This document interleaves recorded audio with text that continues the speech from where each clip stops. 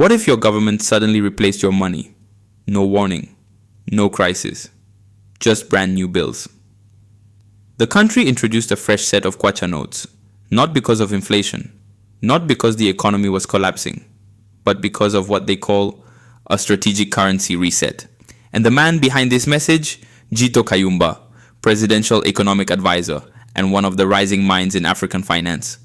According to Kayumba, this isn't a desperate move. It's a calculated one. Unlike Zimbabwe, Venezuela, or even India, where currency changes sparked chaos, panic, and economic freefall, Zambia is doing things differently. There's no overnight demonetization, no withdrawal limits, no shock to the system. Instead, old notes are simply being swapped out for new ones. Same value, same amount in circulation. In short, no extra money is being printed. So theoretically, no inflation. But why do it at all? According to officials, it's about restoring public confidence in the currency, fighting counterfeiting, and aligning the design of money with a modernizing economy. And here's where it gets interesting. Just a year earlier, Zambia secured a $15 million grant from the UAE's Khalifa Fund, money meant to boost local SMEs and accelerate growth. Combine that with a new, cleaner, and more secure national currency, and what you're seeing is a strategic rebrand of Zambia's economy. It's not just a currency update. It's a signal to investors, to foreign governments, to the world.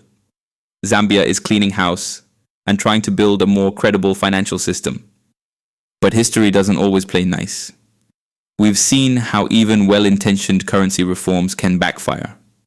India's demonetization in 2016 disrupted millions of lives overnight.